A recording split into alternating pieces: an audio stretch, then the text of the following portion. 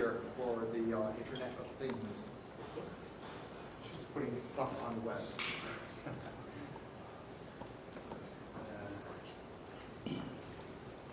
One, two, check.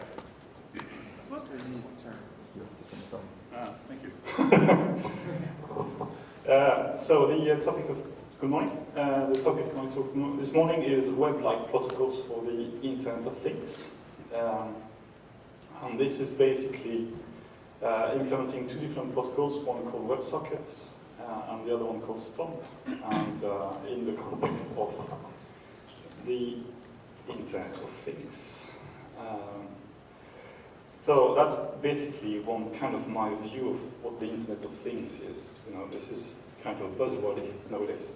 But see this as a set of sensors and actuators in your homes, because this has been the target of my research. And also you have external data that will feed into your home, such as, I don't know, the weather forecast for tomorrow and so on. And my view on this is basically trying to write apps that will use the data in your home, the data of the sensing, but also the data from the outside to actuate the actuators and give them more intelligent codes. Stupid example like using the weather prediction to make sure you are to tune your heating system so you are getting actually a proper inner temperature on time.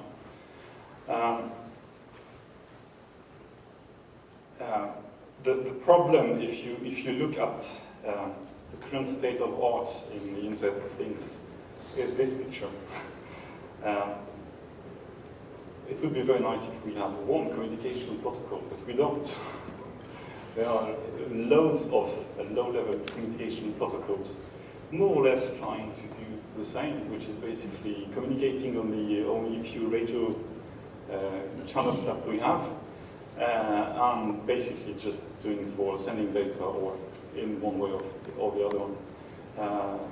The biggest ones, for example, that would be Big B or say Wave, you've probably heard of those. But also there are actually even proprietary data communication protocols that they are using the lower level of the radio spectrum, usually. But that's in your home. And from the outside, what you really want to do is to throw out some kind of more buzzwordy, some kind of Web 2 something, applications you want apps on your phone, you want web UIs and so on. And that basically, the motivation of this work is the current state of art. It actually can be exemplified by one of those it's actually a well-known product, Philips Hue. I don't know if you've used it or heard about this. What you get when you buy one of those Philips Hue kits is one gateway and 3 lamp bulbs, and the lamp bulbs are meant to be able to change the color of the bulbs from remote. The gateway, you connect it to your home network, and you connect it to your bulbs. And so once you've done that, you are able to actually control the bulbs, each bulb, from your phone or from the website. Yeah, there's a website stated to it, or from the API. The problem is that if every device we buy actually is going to end up having some kind of gateway to be able to control the thing, we're going to have 10 or 15 gateways in our homes, and nobody wants that. So this is basically what I'm trying to do is trying to look for system architectures where you can combine everything. So to step away from this idea that we've got people on the control of the things, Web 2 apps and so on one side, and plenty of gateways and things that would need gateways and isolated communication, local communication pods. Instead, I want everything into using the same kind of protocols at the lower level, but actually at all levels of the architecture. To be able to do this, we need something called IPv6. That's coming, hopefully. But I'm looking at the upper level of things, so the application layers on top of this.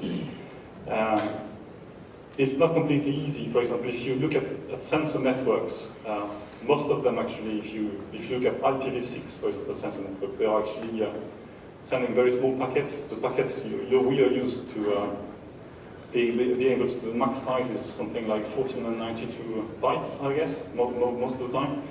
On sensor networks, what you're looking at is basically much smaller size packets, such as 128 bytes, something. And the problem when you do that is you end up trying minimizing the headers, because if you have too big headers, you have no space for data anymore.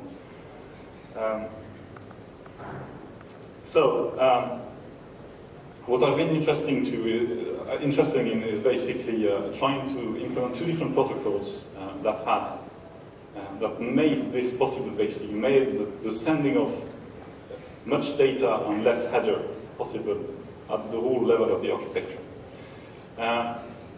So this is basically some kind of very quick recap of what WebSockets on Stump are. WebSockets, it's basically a way to upgrade the normal, regular HTTP connection to something else.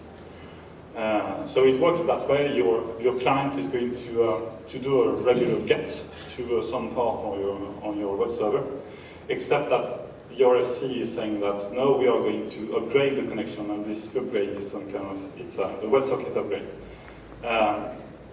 There is some security handshake, and the server will typically send back.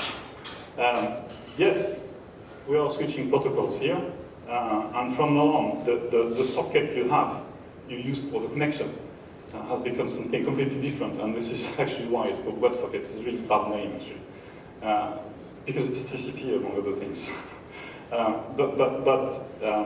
Basically, from now on, once you've handshaked and everything and you switch, the protocol is completely different, and basically, to make it short, basically it's just a very small header which has the length, the type of the data or of the packet, and then data. So it's just a few bytes in the header, and most of it is actually data. Stomp has nothing to do with the web, but looks like HTTP instead. So the packets, they look like this. It's a command at the beginning of the packet, such as this example, send. And we've got headers, they look like the HTTP headers, and then there is data.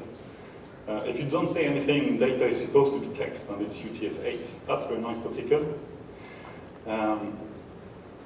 Stomp is basically a pub/sub thingy, so it requires a broker on the other side, and your clients will subscribe to topics, and there will be all other clients that subscribe to the same topics, and whatever you send to the topic will be received by everybody that listens to the same topic.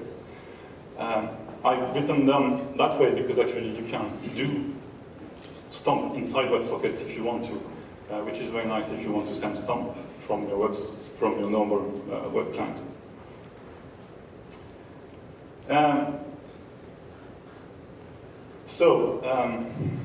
What I've done is basically implemented both of them, both client server-side in Tickle.